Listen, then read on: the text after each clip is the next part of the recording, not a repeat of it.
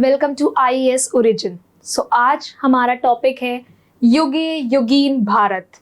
ये एक संस्कृत प्रोवर्ब है जिसका मतलब है एवरलास्टिंग इंडिया, एवरलास्टिंग भारत। अपना टॉपिक स्टार्ट करने से पहले मैं आपको एक वीडियो दिखाना चाहूंगी जो हाल ही में गवर्नमेंट वेबसाइट पर रिलीज हुई थी। भारत देश जहां दुनिया की सबसे बड़ी स्टैचू, सबसे बड़ा स्टेडियम और 10,000 फीट ऊंचाई पर बनी विश्व की सबसे लंबी टनल है, इसी भारत देश में बनने जा रहा है विश्व का सबसे बड़ा संग्रहालय, युगे युगीन भारत राष्ट्रीय संग्रहालय। कोई भी देश तो जी हाँ, हमारे इंडिया में बनने जा रहा है world's biggest and the largest museum. So today we'll be studying about it.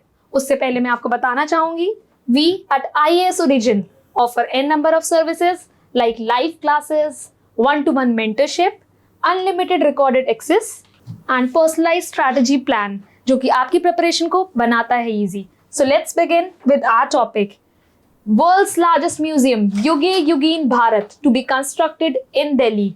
हाल ही में कन्वेंशन सेंटर जो कि प्रगति मैदान में इनॉग्रेट हुआ था, जो कि G20 समिट के लिए होगा। वहां पे प्राइम मिनिस्टर मोदी जी ने अनाउंस किया था कि इंडिया में लार्जेस्ट म्यूजियम बनने जा रहा है, युगे युगीन भारत उसका नाम होगा। अभी फिलहाल देखा जाए तो एट प्रेजेंट लोरे museum in Paris is the largest. It is around 72,735 space in square kilometres. और युगे युगीन भारत की बात की जाए तो उसका अराउंड 1.7 लाख स्क्वायर किलोमीटर्स तक स्पेस रहेगा। So it is quite big than the previous biggest museum. So let's take a look at the Paris Museum. ये पेरिस का लोरे म्यूजियम है जो कि अभी तक का प्रेजेंट बिगेस्ट था, क्वाइट ब्यूटिफुल। बट अब चलते हैं, बात करते हैं हमारे म्यूजियम की, युगे युगीन भारत। So इसके ओपनिंग की अनाउंसमेंट हुई थी कन्वेंशन सेंटर पे प्रगति मैदान में। This is our convention centre जो हाल ही रिसेंटली इनॉग्रेट किया गया है। यहाँ पे सितंबर में G20 समिट कराई जाएगी। So where will such a big massive museum be situated? देखते हैं। ये आपने देखा होगा, ये कहलाता है Vijay Chowk and here is the north block and that is the south block. इन दोनों जगह को मिला के इनके स्पेस में हमारा नया म्यूजियम लोकेटेड होगा। नॉर्थ ब्लॉक में at present finance ministry plus home ministry रहती हैं। And whereas in South Block we have our External Affairs Ministry as well as Defense Ministry और यहाँ पर PMO ऑफिस भी रहता है। So इतना पूरा वास्ट एरिया कवर करके हमारा नया म्यूजियम बनने जा रहा है। So now we'll be talking about the museum. Museum के अंदर क्या होगा और कैसे प्रेजेंट होगा। It will have 950 rooms, such a big amount, spread over basement, ground floor and 2 other more story. So this museum is going to cover 5,000 years of civilizational history. India की बात की जाए तो इतना रिच कल्चरल और historical heritage रहा है कि कितना भी बड़ा म्यूजियम बना दिया जाए, it is not sufficient. But this will definitely cover all that is important for Indian history. इसमें 5,000 साल की इंडियन सिविलाइजेशन हिस्ट्री दिखाई जाएगी। It will not only cover culture and history but also flora and fauna.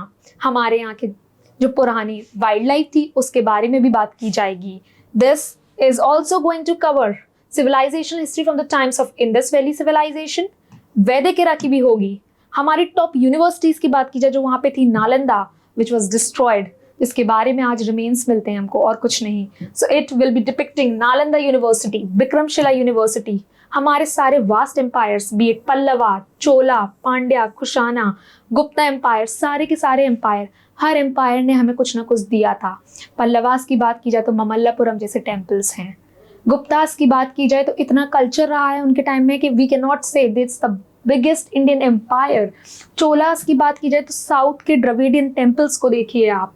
Pandyas, खुशानास, सारी civilisation का कुछ ना कुछ इंडिया के कल्चर में रोल रहा है। तो यहाँ पे उन सारी सिविलाइजेशंस को कवर किया जाएगा।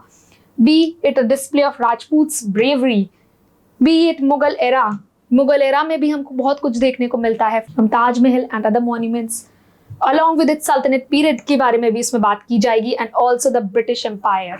So from the Vedic era, from the civilizational era to the era of Indian independence, this museum will be covering everything X, Y, Z. The gates of the museum will open to display metallurgical tradition. India में metallurgy का जो tradition है वो Indus valley civilisation के time से चला आ रहा है, जहां हमारे पास ब्रॉन्ज आर्टिफैक्ट्स होते थे, कॉपर मिलाना होता था, कॉपर टिन मिला के जिंक बनाते थे, जिसको ब्रॉन्ज एज सिविलाइजेशन कहा जाता है. So now I will be showing the video of the gates जो डिस्प्ले किए जाएंगे म्यूजियम में. दिस इज द मेटलर्जी की जो इंडियन ट्रेडिशन के उस समय पे पाए जाते थे, उनसे बनाया गया है ये गेट म्यूजियम का. सच अ मैसिव गेट, इंडिया की हर एक चीज को डिस्प्ले कर रहा है.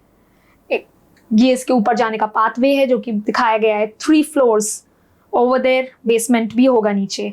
यहाँ पे ये इंडस वैली सिविलाइजेशन का पूरा चार्ट दिखाया गया है. हमारे फ्लोरा फोना को डिपिक्ट किया जा रहा है. This is covering almost every aspect जो इंडियन ट्रेडिशन से रिलेटेड हो. हमारे यहाँ देखा जाए तो ऋग्वेदा में डर्मेटोलॉजी, स्किन डिसीजेस की भी दवाइयाँ पाई जाती थी. तो यहाँ पे वो कैसे बनाई जाती हैं इनके बारे में भी बताया जाएगा. चारवाक्य जैसे सारे लोगों की हिस्ट्री यहाँ पर दी गई होगी. So basically this will be definitely rich traditional showcase of our Indian history. इसमें हमारी नॉलेज को भी दर्शाया गया है.